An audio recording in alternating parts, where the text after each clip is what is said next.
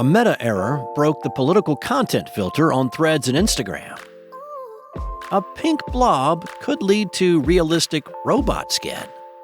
And welcome to the future, where AI-generated Al Michaels reads you personalized Olympic recaps. It's Thursday, June 27th, and this is Engadget News.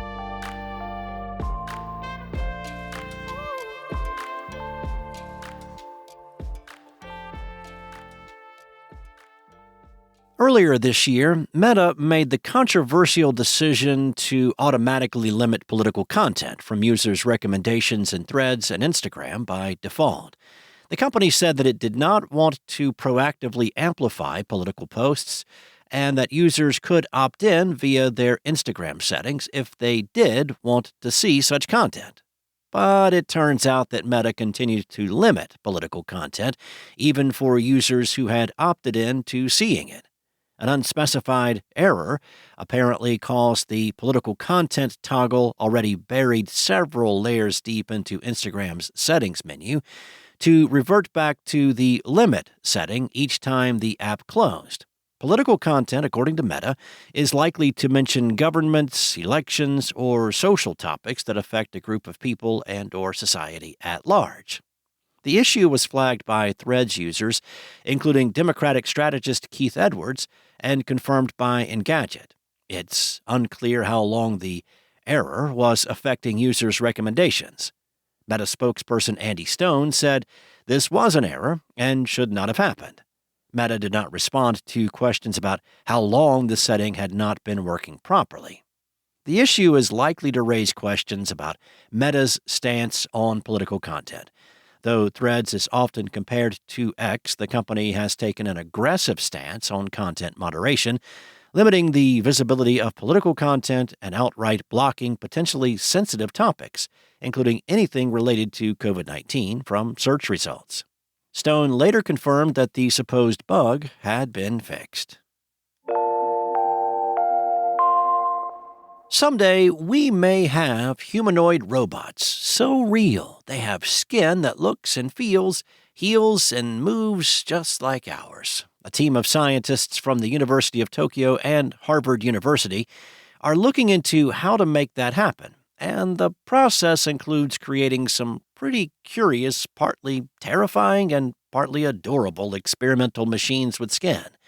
In a recent paper, the researchers explained that current molding techniques used to create skin equivalents that can fit 3D structures like robotic fingers perfectly do not have a mechanism that can fix the skin to the underlying subcutaneous layer. For their study, they used a technique they're calling perforation-type anchors, which is inspired by skin ligaments as a solution to that problem. Simply put, skin ligaments keep our skin attached to the tissue and muscle underneath, so it doesn't get loose and go all over the place like fabric on a mannequin whenever we move. The team intends for its perforation-type anchors to take the place of those ligaments in machines. To demonstrate the method's effectiveness in attaching synthetic skin to 3D objects with intricate contours, the researchers molded fabricated skin equivalent onto a fake head. They also created a robotic face covered with a dermis equivalent that can smile.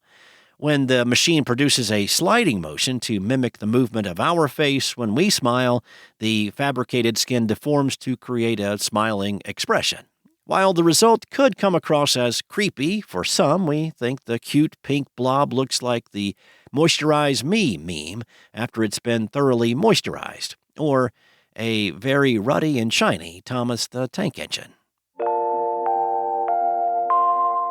Who among us has not lied awake at night during past Olympics, longing for personalized daily event summaries read in the dulcet tones of legendary sports broadcaster Al Michaels? Well, our moment has finally come.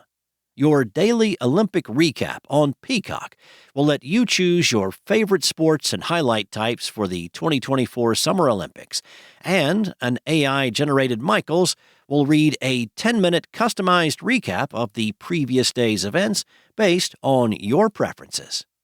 Michaels said he was understandably reluctant when NBC asked for his approval, but he ultimately came around to the AI-fueled vision. Peacock shared a demo of one of the recaps with Engadget, and it's easy to see why the Hall of Fame broadcaster came around.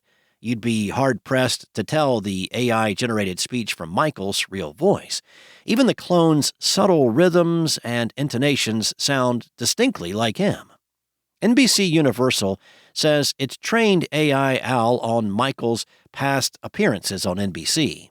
The 79-year-old currently calls play-by-play for Amazon's Thursday Night Football and holds an emeritus role for NBC Sports, where he's worked since 2006.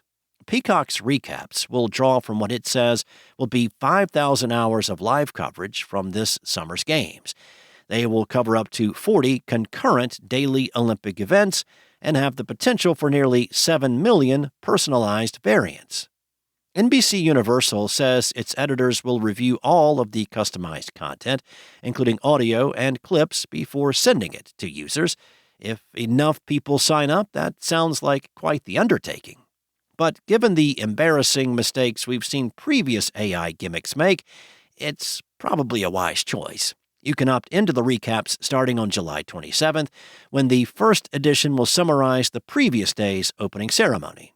The 2024 Summer Olympics kick off on July 26th in Paris. After the torch is lit, you can sign up for the recaps on Peacock's Olympics website and in the Peacock mobile app. Thanks for listening. There's more to these stories and additional articles at Engadget.com. This episode featured journalism by senior editor Carissa Bell and contributors Mariella Moon and Will Shanklin, and was voiced and produced by me, a real human, not an AI voice that works at a company called Spoken Layer. Enjoy your day, and I'll return tomorrow with more tech news from Engadget.